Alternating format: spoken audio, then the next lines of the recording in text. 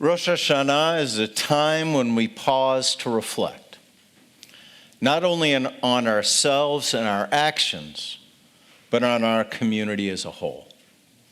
And today I want to begin with gratitude. Our congregation is thriving. Our youth are engaged. Our music's absolutely amazing. You know, in this new world, maintenance is the new growth. And as Todd said last night, we've gained 7 member units in the past 2 weeks. So that really is a testimony to how well that we're doing here.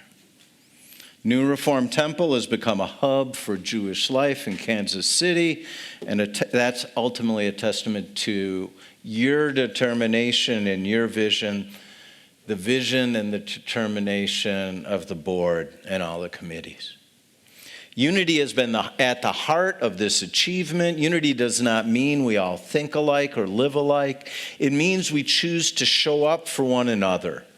It means that when one family celebrates and when one family grieves, we all grieve, we all celebrate.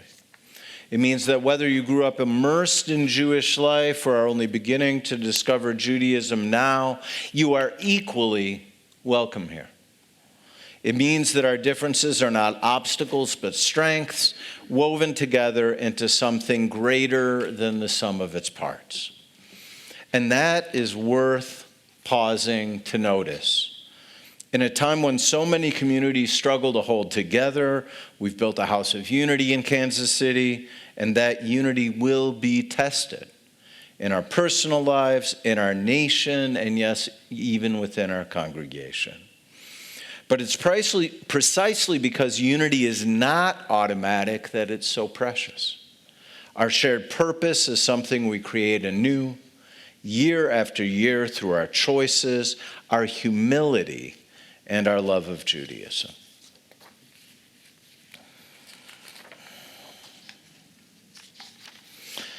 As you know, the larger world around us is struggling. Many of us have strained or even lost relationships with friends or family. Because of political differences, let's just say it, because of political differences. Many of us avoid specific conversations because we feel the fracture they may cause. And these are not abstract debates. They're real wounds that we carry in our hearts. And we live in a time when our nation often feels fractured and fragile. But what makes the pain sharper now is how personal it's become. How many of us have lost a friend because of politics? I'm not looking for a show of hands, I know. How many of us are no longer speaking to a family member? The toll is real. It's not just an intellectual challenge. It's an emotional and spiritual one. Let me share a story with you from my previous congregation in Utah.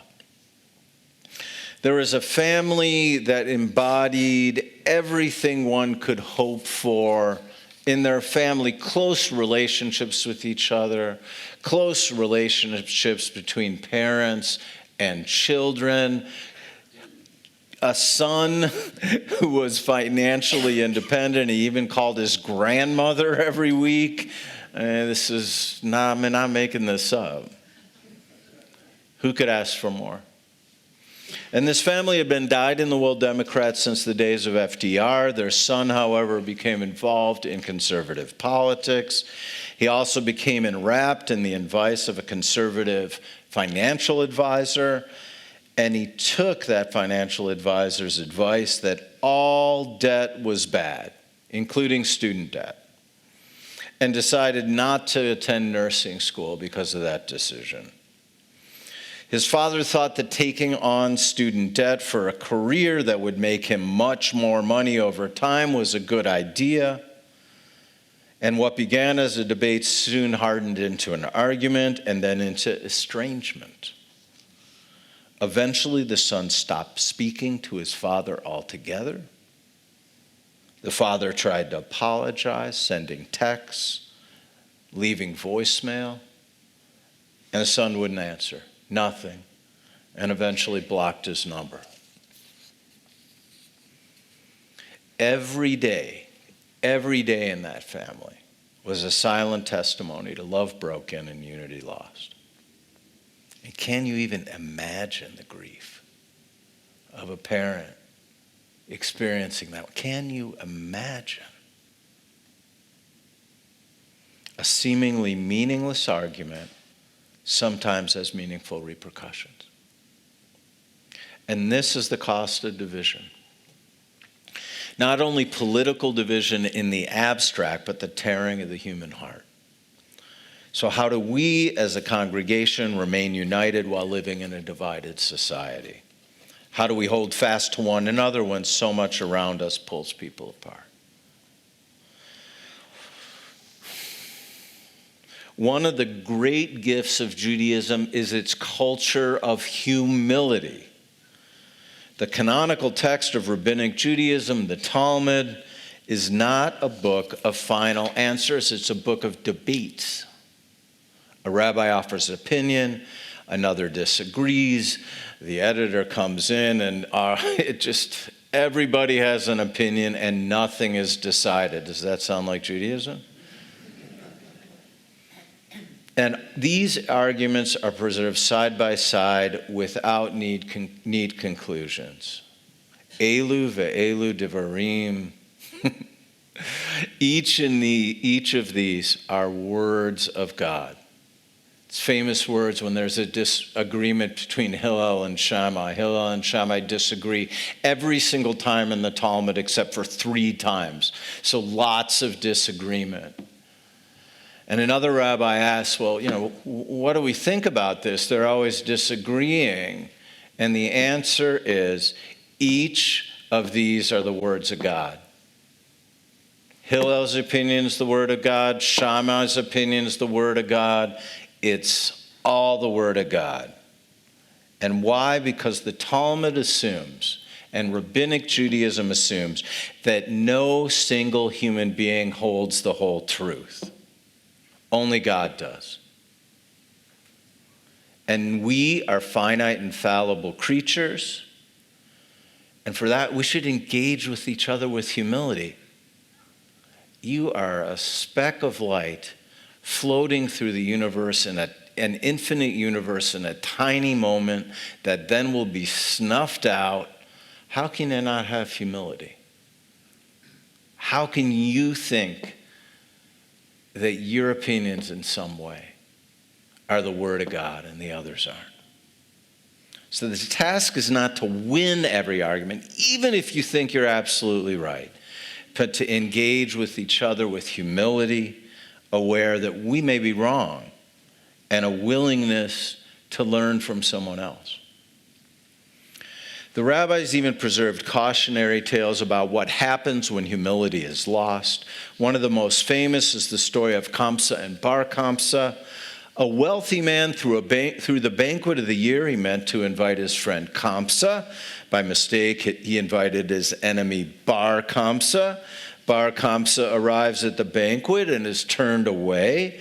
Humiliated, Bar Kamsa begs not to be publicly ashamed. He even offers to pay for the feast, but the host refuses and has him thrown into the street.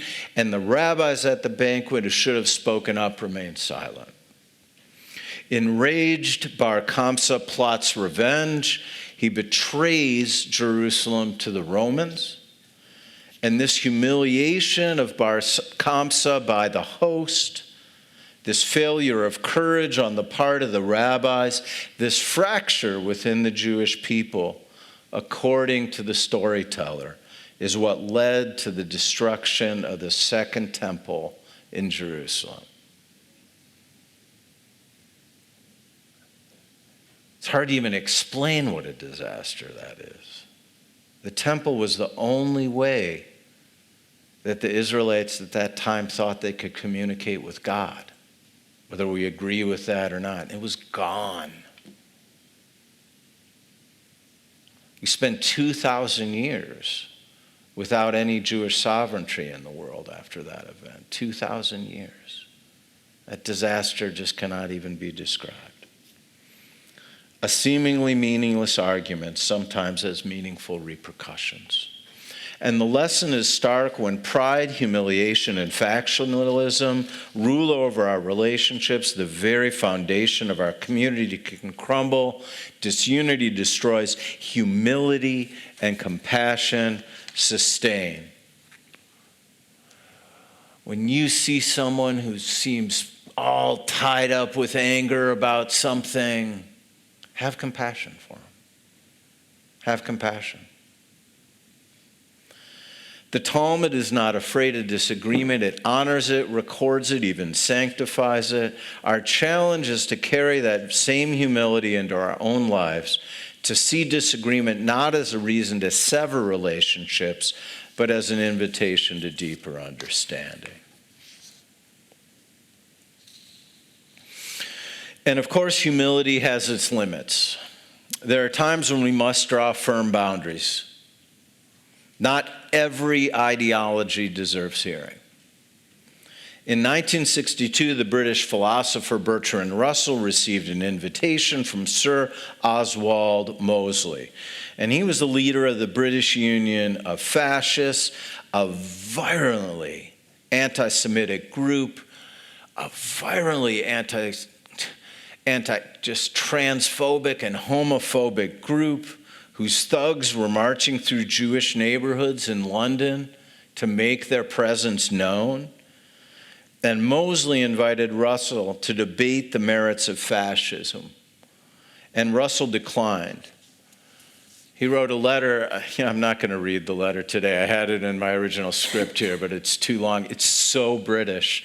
It is literally the most polite letter you have ever heard in the world, at the same time drawing absolutely clear boundaries that he would not lend legitimacy to cruelty, violence, and persecution by engaging in such a debate. Wouldn't even talk about it. And Russell was right, and so are we when we refuse to dignify hatred. Fascism is one such ideology, but not the only one. History has also shown us the devastation wrought by totalitarian communism, regimes that in the name of equality inflicted mass suffering and oppression, building gulags, silencing freedom. Any ideology that crushes human dignity has no place in our community. Unity doesn't mean uniformity. It does not mean tolerating cruelty. Unity means standing together around shared values, human dignity, mutual respect, and our love of Judaism. And this is where humility must be paired with courage. We are humble about our own limitations, but we're courageous in setting boundaries around the values that we hold dear. We're a congregation open to all of those who love Judaism. You love Judaism, you love Jews, come on in. I don't care who you are, I don't care what your religion is, I don't care what you look like. Come on in. You are absolutely welcome here. But if you are saying things or doing things that harm Judaism or Jews or our values, then you're just not even part of the conversation. And as I've said repeatedly to our members, standing up for the fundamental human rights of people, regardless of their gender or sexual identity, is not political. It's simply being a decent human being. We'll continue to stand up for those rights. So here in Kansas City, we have a particular gift and a particular responsibility. Our community does not exist by accident. It exists because generations before us have made deliberate choices to nurture it. They built synagogues, created schools, founded organizations, and passed on traditions.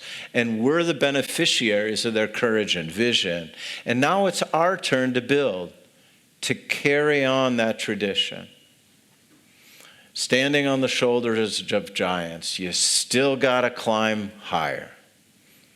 And we need to do that to ensure the new Reformed Temple is not only a place of worship, but a home of compassion, a center of community, and a beacon of unity. And that means showing up. Not just when it's easy, but when it's hard. It means celebrating together in joy and sharing one another's grief. It means remembering that even when we disagree, we remain one people, one congregation, one community. So yes, there's a lot of good news at New Reformed Temple. We're fortunate to live in this beautiful city, to be part of a thriving Jewish community, and those blessings do not erase the real divisions and pains of our time. But they do remind us of what is possible. What we can do as a congregation is model a better way, a coalition of diverse voices, united in humility, respect, and Jewish commitment. And so as we enter this new year, let us remember what unity feels like.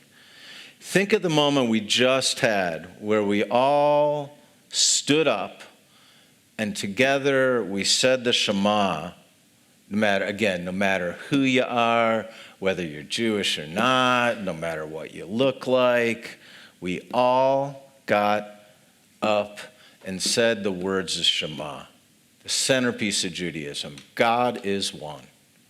There's something that unifies not only us as a people, not only us as a nation, but all of humanity, all of time, all of space, pure unity. God flows through it all.